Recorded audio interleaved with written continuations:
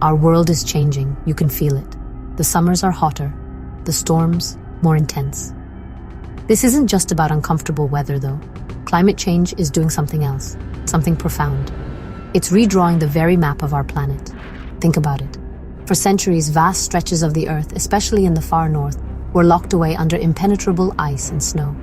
These were remote, forgotten lands, difficult to access, and even harder to develop. But as global temperatures creep upwards, that ice is retreating. It's melting at an alarming rate, revealing land and sea that haven't seen the light of day for millennia, perhaps even longer. This is a monumental shift, one that's not just geographical, but geopolitical.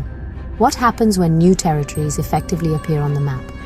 Historically, the discovery or accessibility of new lands has always led to interest, competition, and sometimes conflict. Nations have always sought to expand their influence, secure resources, and gain strategic advantages. We're seeing the stirrings of this age-old dynamic once again. Countries are looking at these newly accessible northern regions with fresh eyes. They see untapped potential. They smell opportunity. It's like a new frontier opening up. But this time, it's not about brave explorers in wooden ships. It's about sophisticated governments and multinational corporations with advanced technology and significant economic power. The race is on, and the rules are still being written for this rapidly changing part of the world. This isn't just a theoretical discussion for scientists and policymakers. It has real-world implications for all of us. The melting Arctic, for instance, isn't just about polar bears losing their habitat, as tragic as that is. It's about the opening of new shipping lanes that could revolutionize global trade, cutting thousands of miles and many days off existing routes. It's about the potential for vast reserves of oil, gas, and precious minerals becoming reachable for the first time. These resources are worth trillions of dollars, and nations are already starting to position themselves to lay claim to them. The allure of such wealth is a powerful motivator, pushing countries to assert their sovereignty and extend their reach into these once frozen wildernesses. So climate change is not simply an environmental issue anymore. It's rapidly becoming a major driver of international relations and security concerns. The melting ice is acting like a starting gun for a new era of territorial interest. Countries are reevaluating their northern strategies, investing in icebreakers, building up military presence, and engaging in diplomatic maneuvering. The quiet, icy expanse of the Arctic is becoming a hotspot, both literally and figuratively. We are witnessing the early stages of a global scramble for influence and resources in areas that, just a few decades ago, were considered largely irrelevant to the grand chessboard of global power. This shift is profound and will shape the 21st century in ways we are only beginning to understand. Let's zoom in on Greenland. This massive island, mostly covered by a thick ice sheet, is on the front lines of climate change. The ice is melting, and it's melting fast. This isn't just a trickle, it's a torrent, fundamentally altering Greenland's landscape and its place in the world. As the ice recedes, it's exposing land that could be suitable for mining. Scientists believe Greenland holds significant deposits of valuable minerals, things like rare earth elements, which are crucial for our smartphones and green technologies, as well as iron ore, uranium, gold, and potentially oil and gas reserves offshore. This hidden treasure chest is suddenly becoming accessible. Who's interested? Well, quite a few players. Greenland is an autonomous territory within the Kingdom of Denmark, but its vast potential is attracting attention from global superpowers. The United States, for example, has a long-standing strategic interest in Greenland, dating back to World War II. More recently, there was even talk of the United States wanting to buy Greenland, highlighting its perceived strategic and economic value. China is also keenly interested, seeing Greenland as a potential source of resources and a key node in its Polar Silk Road ambitions, which aim to develop new shipping routes through the Arctic. Denmark itself is, of course, heavily involved, balancing its responsibilities to Greenland with its own national interests and global pressures. The strategic importance of Greenland cannot be overstated, especially as the Arctic opens up. Its geographic location is critical. It sits at a crossroads between North America and Europe, and it directly overlooks potential new Arctic shipping routes. Control or significant influence over Greenland could offer substantial advantages in terms of trade, resource access, and military positioning.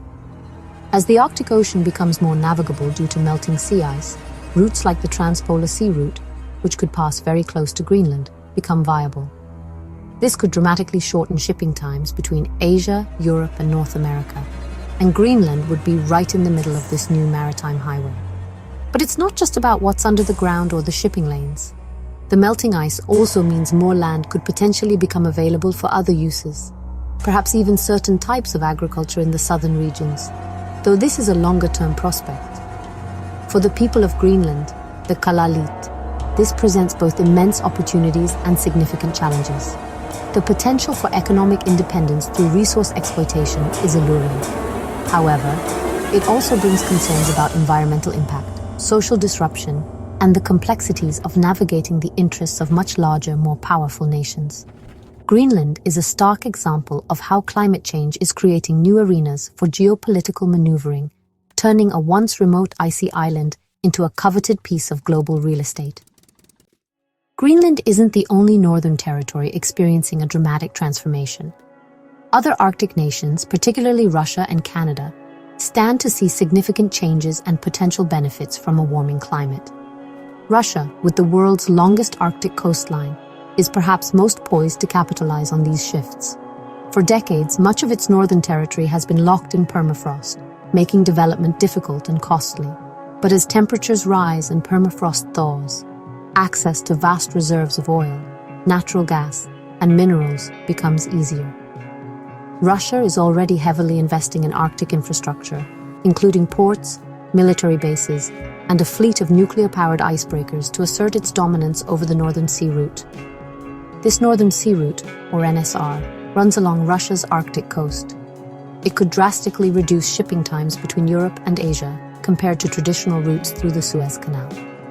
Russia sees the NSR not just as an economic boon, but as a strategic asset, aiming to control and toll traffic passing through what it considers its internal waters, a claim not universally accepted.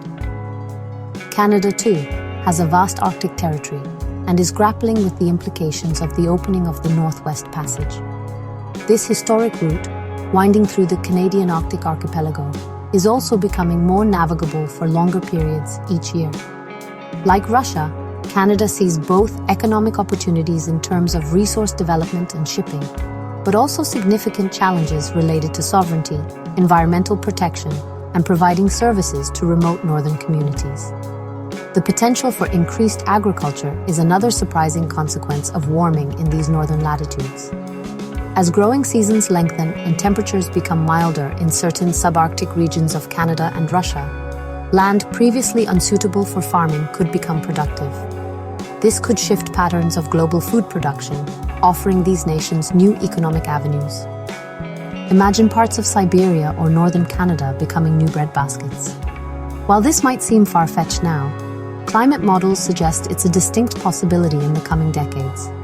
This agricultural potential adds another layer to the increasing value of these northern lands, making them even more attractive for development and settlement. However, these perceived advantages come with immense environmental and social costs. Thawing permafrost doesn't just unlock resources, it releases greenhouse gases like methane, further accelerating climate change. It also destabilizes infrastructure built on previously frozen ground, causing buildings, roads, and pipelines to buckle and collapse. Indigenous communities in the Arctic, whose cultures and livelihoods are intricately tied to the ice and cold, face existential threats. Their traditional ways of life are being upended.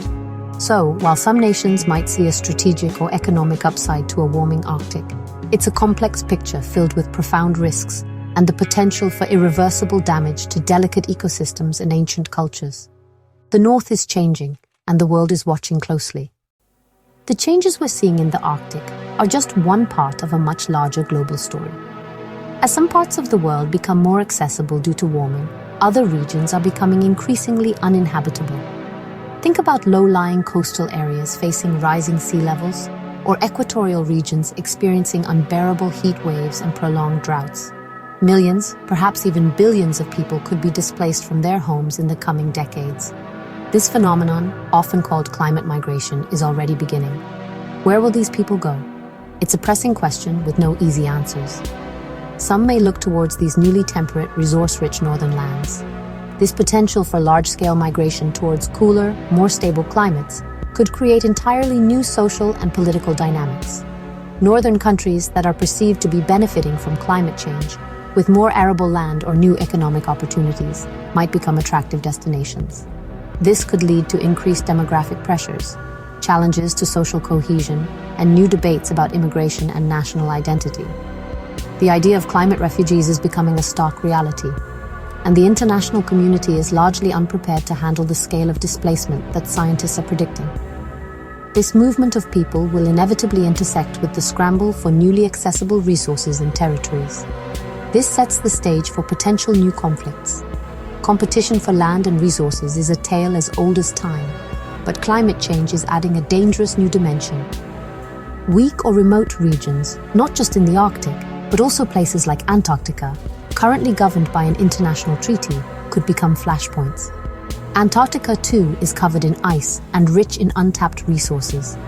As technology advances and the ice melts, the temptation to exploit these resources could strain the existing agreements designed to preserve the continent for peaceful scientific research. Any breakdown in these treaties could open a Pandora's box of competing territorial claims and potential confrontations.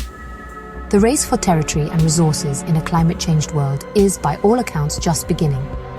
We are at the dawn of a new geopolitical era where environmental factors will increasingly dictate national strategies and international relations. The melting ice, rising seas, and shifting climate patterns are not just abstract scientific concepts. They are actively reshaping our world, creating new winners and losers, and potentially sowing the seeds of future conflict. Navigating this new reality will require unprecedented international cooperation, foresight, and a willingness to address the root causes of climate change. Otherwise, the fight for the next global hotspot could become a defining feature of the 21st century, with profound consequences for peace and stability across the globe.